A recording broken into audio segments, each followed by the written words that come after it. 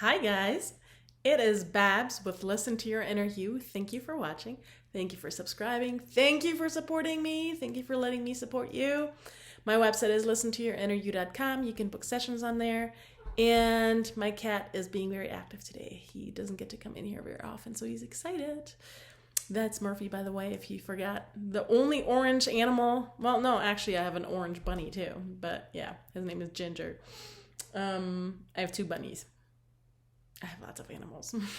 Thank you for watching. Anyway, I will stop talking about my animals. I wanted to talk a little bit about when other people act funky. And in this particular scenario, I don't really do a lot of SP stuff. I know how to do it. I don't want to be known as another SP expert coach, right? Because there's a lot of them out there. I want to teach you guys the technical part of manifesting because there's a lot to it and it's easy, but it's full of technicalities. And the more we know about it, the better it is to understand it and then to process it and to go through it. It's so fun. I love it. Anyway, what is happening when the other person acts funky? For example, you're texting and then you don't hear back, or you were having a conversation, you get all excited and suddenly they stop texting back, or they get hot and cold with texting or calling. Well, what is going on in their heads?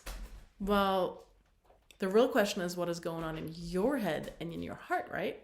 So with everyone is you pushed out, if someone is acting funky, listen to what they're actually saying to you, because that could be, if they're saying something negative, that is a negative belief or story you have in place. So first of all, catch what they're saying and take it literal, because what they're saying is what you have in place, a belief or a story.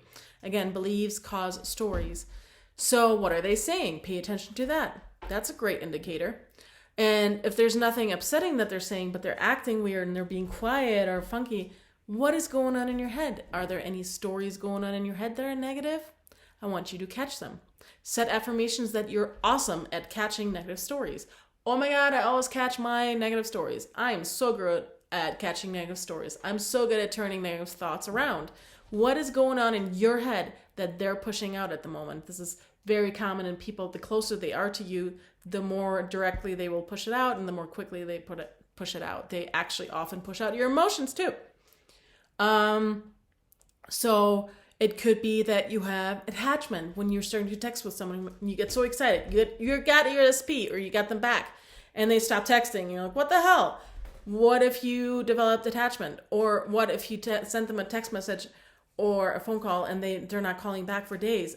What if you're just really attached to them having to actually respond? Well, let go. Go through the worst case scenario if you need to. What if they never text back? Well, are you going to survive? Yes, you're going to survive. You'll get over it eventually. It's disappointing, but you can handle disappointment. You don't want to handle disappointment, but you can handle disappointment. You can handle all the emotions you have. You can. You don't want to, but you can. That's detaching. So be okay that it may never happen. Be okay that it may not happen for a while. That's detaching. There's possibilities on how to detach. There's multiple ways of detaching. I will make a video about that eventually too. But just start detaching and letting go, meaning you don't need them to text back to be okay. You can be okay no matter what. That is the truth. You're making it up that they need to text back. So what? They don't text back. So what? And then as soon as they text back, that's when you actually let go. When you detach, poof. Or when they're being quiet and they're barely talking to you, what is going on in your head? Are you processing something? Are you upset? Are you having a bad day? Are you thinking you don't want to talk to anyone but them? Well, maybe they don't want to talk to anyone either. Maybe it's good for you to actually process what you're processing and give yourself that time. So for me, for example, I am dating this guy, right? I love being with him. He is my new SP. I have decided that he's my new SP. I'm over my last SP. I made that decision. It was a conscious decision, and I actually fell out of love with him. So that was great. But I'm now realizing I have changed all my core beliefs. I'm currently still changing another pattern. I'm pretty much done with it. By the time you're watching this, I'm done with that pattern. But I'm going through all of this again with him. So when I changed all my core beliefs, that was a couple years ago. I haven't actually dated since then. I dated one guy and he didn't push out any of these patterns. And he wasn't like my ex at all, really. They had a lot in common, but personality-wise, they weren't anything alike. So I met this guy now, and he's exactly like my ex, except better. But personality-wise, they're the same person. It's the kind of personality I like. I like fire signs. I like fiery stuff, yeah. I'm a fire sign myself. The best kind. Amy just told me that Sagittarius are her favorite signs because they got the best of all of it. And I would have to agree. I'm a Sagittarius and I love being me. Just saying, I love being in Sagittarius. But I'm sure your sign is just as good because you're great. I think you're great. You made it here to this channel, therefore you're great. Not because you're watching me, but because you're actually improving who you want to be, right? That's why you're great. Anyway, long story short. So I'm dating him and I had to go through all my core beliefs with him again. I had to go through that for a whole month because I haven't actually done that with the person that was my SP, the former SP. So then I meet this person. I haven't met anyone. Since I changed my core beliefs, I haven't met anyone that was like my ex that I could go through these patterns with. And when you actually go through these patterns, go change these core patterns, right? You're meeting all these people that you're interacting with in some way or another, by phone, video, who knows with this pandemic, but you're encountering it and you're dealing with these core patterns with all these people. So if your SP is not in your life, you may have to go through the core patterns again with them when they get back in your life. It's not a big deal. They probably won't walk away because the guy I'm with right now, he didn't walk away. He didn't even try to walk away. It got funky a couple of times where he got quiet. But that's what I'm talking about. So what is the other person doing? And this is great for me to share with you guys because I'm actually dating him and I can share this with you, share my experience with you. So, every time I'm going through these patterns, he gets kind of quiet and he acts funky, or I'm attached and then he acts out on it, not texting me, or it gets hot and cold. Oftentimes when someone doesn't text me back is because I need them to text me back. And I'm like, oh, okay, I have attachment. I don't need them to text me back. And then as soon as I let go, poof, I get the text message. Bam, every single time. But that was another core pattern with detaching. I was attached to everything. I will make a video about that too. Anyway, the pattern that I was changing recently with him was I am enough exactly as I am, but that is not a core pattern. It wasn't a core belief. This actually came from the happiness pattern, I call it. It's from the one where I was attached to everything to make me happy, everything external to produce my happiness. That was my pattern. And that when I broke with, I want it, I don't need it, I'll be okay anyway, or I'll be happy anyway, I'll be okay no matter what. And then this pattern was actually another pattern that was developed through that particular happiness pattern. And it's not enough. And so Rob comes into my life. I'm like, shit, I have an instant connection with him and he had an instant connection with me. And I fought it so hard because I had this whole thing about my former SP that I wanted him, right? By the time I met Rob, I was already out of love with my last SP. I'm like, okay, I thought I would love him forever, but I didn't because I actually asked to fall out of love with him. I was okay with it because I just wanted to be happy now. I wanted to be in a relationship that I love, the man I love, and I just wanted to enjoy it now and not chase my SP anymore. That was my decision. You do whatever you want to do. That was my decision. I also have a video coming out about that. If I didn't already post it. Anyway, so Rob gets into my life and I'm fighting it so hard. And then one of the biggest things that kept coming up, it's not enough, it's not enough. So I actually fought falling in love with Rob because I thought he wasn't enough because I thought I wanted my former SP. But that was not it. It was actually because it wasn't enough. That was my pattern that I hadn't changed yet. That was the pattern that made my former SP walk away from me, is that nothing was ever enough. I will make a video about this pattern too, in the happiness pattern. But nothing was ever enough. So as I'm going through this pattern, clearing it out and going through old energy, Rob is getting super quiet and I'm freaking out on the other side. Guys, just because I'm cool here on the channel doesn't mean that I don't freak out. Oh no. When I go through old energy, I freak the fuck out. Ask my friends. I'm like, I'm having a horrible day. Old energy sucks and it's great. I know because it's clearing out, but old energy sucks. But my mind is in overdrive. I'm spiraling, and that's what old energy does. It makes us spiral. Here's a kitty cat here. Anyway, so I'm going through this pattern and he's quiet. We're straight up going backwards. Like, He's never treated me the way he treats me now. And I don't mean he treats me bad. It's just about texting and calling, right? Rob, since we met, Rob has called me pretty much every day and texted me every single day. That just came with Rob, and it's a nice push out from all my beliefs. But then I'm clearing out this pattern. So I turned the pattern around and I get instant results. Like he straight up said, we're in a we're dating. I hope that's the same as a relationship, which I hadn't gotten until then. You know, I changed the pattern around, took 2-3 days, and then I went into old energy right away. And the old energy for this pattern sucks because it made me so afraid that he would walk away. He hasn't walked away, and I'm through that pattern. I'm like, yes, it worked. So I'm very grateful.